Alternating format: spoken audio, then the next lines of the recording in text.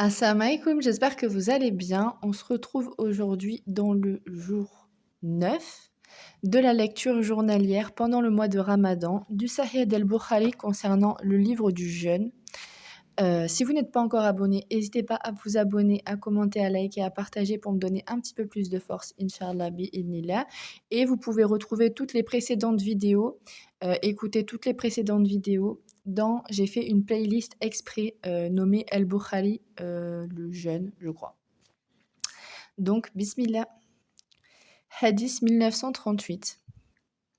Selon Abdallah ibn Abbas, Dieu en soit satisfait, qui dit: Le prophète sallallahu alayhi wa sallam s'est appliqué des saignées en état d'ihram et il l'a fait en état de jeûne. Hadith 1939. Ibn Abbas, Dieu en soit satisfait, qui dit: Le prophète sallallahu alayhi wa sallam se fit faire une saignée ou des scarifications alors qu'il était en état de jeûne. Hadith 1940. Thabit al-Bunani interrogeait Anas ibn Malik al-Ansari, Dieu en soit satisfait. J'ai entendu Thabit al-Bunani, dit Shu'aba, interroger Anas ibn Malik, Dieu en soit satisfait, lui disant: Vous déplaisait-il d'appliquer des saignées à quelqu'un en état de jeûne? Non, dit-il, seulement si on craignait la défaillance du sujet. Autre sanad, selon Anas ibn Malik, disant que c'était du vivant du prophète sallallahu alayhi wa sallam. Doit-on jeûner en voyage ou y renoncer? Hadith 1941. Abdallah ibn Abi Awfa al-Aslami, Dieu en soit satisfait, dire: Nous étions en voyage avec le prophète sallallahu alayhi wa sallam. Il dit à quelqu'un: Descends et prépare-moi du sawik. Envoyé de Dieu, dit l'homme, regarde le soleil, sous-entendant qu'il n'est pas encore l'heure de rompre le jeûne. Descends et prépare-moi du sawik, dit le prophète sallallahu alayhi wa sallam. Mais regarde le soleil, dit encore l'homme. Descends et prépare-moi le sawik, répéta le prophète sallallahu alayhi wa sallam. Alors l'homme obéit. Le prophète sallallahu alayhi wa sallam en but, puis montrant de la main l'est, il dit: Quand vous voyez venir la nuit par là, c'est l'heure de rompre le jeûne. Autre sanad, selon Abdallah ibn Abi Awfa al-Aslami, qui dit: J'étais avec le prophète sallallahu alayhi wa sallam lors d'un voyage, le même hadith. Hadith 1942. Selon Aïcha, la mère des croyants, qui dit: Hamza ibn Amr al-Aslami, qui dit au prophète sallallahu alayhi wa sallam: Envoyé de Dieu, je jeûne sans interruption. Hadith 1943. Selon Aïcha, la mère des croyants, Dieu en soit satisfait, l'épouse du prophète sallallahu alayhi wa sallam, qui dit: Hamza ibn Amr al-Aslami, qui avait l'habitude de jeûner beaucoup, dit au prophète sallallahu alayhi wa sallam: Pourrais-je jeûner en voyage? C'est selon ton désir. Tu peux jeûner comme tu peux ne pas jeûner, lui dit le prophète sallallahu alayhi wa sallam. Cas de celui qui jeûne quelques jours de Ramadan puis part en voyage. Sanad, selon Abdallah ibn Abbas, Dieu en soit satisfait, qui dit: Le prophète sallallahu alayhi wa sallam partit pour la Mecque au mois de Ramadan. Il ne cessa de jeûner jusqu'à Qadid. Là, il interrompit son jeûne et les compagnons aussi. Al-Bukhari dit: Qadid est un point d'eau situé entre Usfan et Qudayd. Hadith 1945.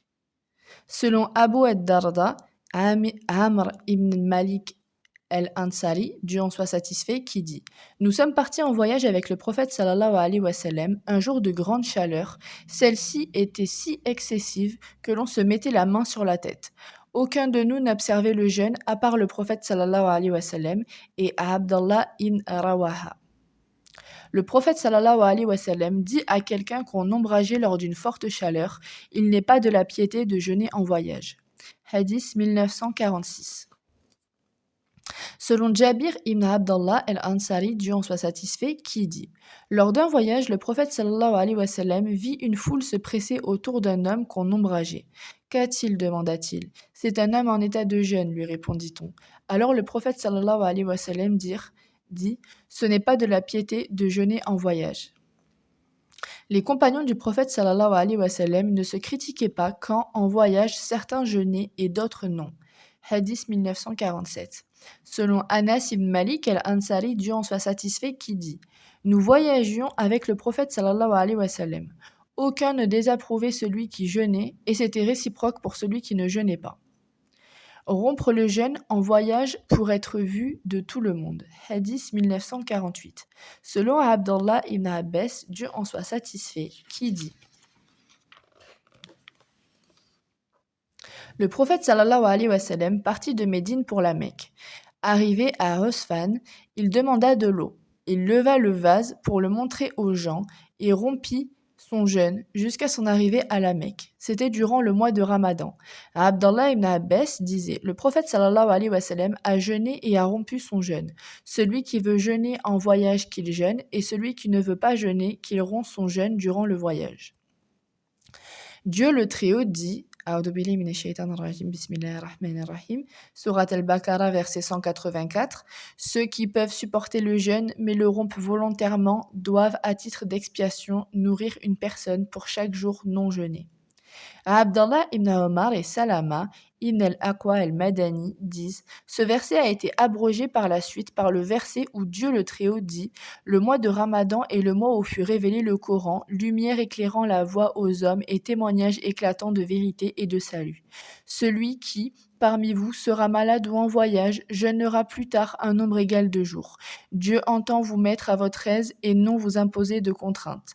Accomplissez strictement cette période de jeûne et exaltez Dieu pour vous avoir mis sur la bonne voie. Ainsi lui rendriez-vous grâce pour ses bienfaits. Surat al-Baqarah, verset 185, partiel. Abdallah ibn Numayr al-Hamadani al-Kufi rapporte disant que Al-Ahmash Suleyman ibn Mihran nous a rapporté disant que Amr ibn Mura al-Hamadani al-Kufi nous a rapporté disant que Abdurrahman ibn Abi Layla al-Ansari nous a rapporté disant que les compagnons du prophète sallallahu alayhi wa sallam nous ont rapporté disant: Lorsque le jeûne du mois de Ramadan fut institué, quelques-uns éprouvèrent de la peine à l'accomplir et furent autorisés à donner en remplacement à manger à un pauvre pour chaque jour non jeûné. Par la suite, cette autorisation fut abrogée par le verset où Dieu le Très-Haut dit: Mais pratiquer le jeûne est préférable pour qui sait voir le grand mérite du jeûne. Surat al-Baqarah, verset 184, partiel. Et l'obligation du jeûne fut instaurée. Et voilà pour la lecture du jour. J'espère que cette vidéo vous a plu. Encore une fois, comme tous les jours, vous pouvez retrouver en barre d'infos le contact de la sœur qui pourrait vous fournir ce sahih si vous êtes intéressé pour l'avoir à la maison. C'est un investissement d'une vie que vous aurez toujours chez vous pour avoir toujours des informations authentiques et véridiques à l'heure où aujourd'hui on trouve de tout et de n'importe quoi. Vous pouvez également lui demander de vous procurer d'autres livres. Elle peut se fournir tout type de livres religieux. Moi, ce que je fais, c'est que je fais un screen du livre dont j'ai besoin, je lui envoie et elle me dit à quel est-ce qu'elle peut l'avoir et à quel tarif. Voilà. J'espère que cette vidéo vous a plu et on se retrouve demain pour une prochaine lecture. Salam alaikum.